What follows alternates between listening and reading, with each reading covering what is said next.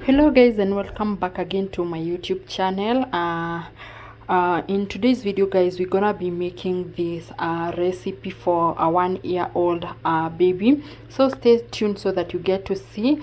I have zucchini, I have cauliflower, I have tomatoes, I have onions, carrots, potatoes, and ndengu or green grams. Yeah, so stay tuned guys, hope you enjoy the video. Yep.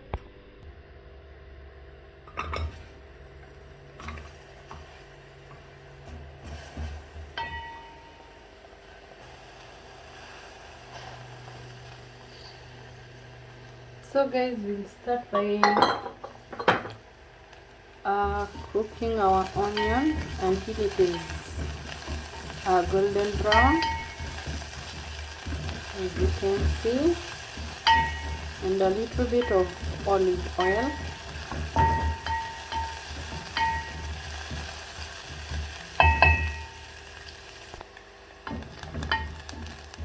I think this one is okay because we don't want the onion to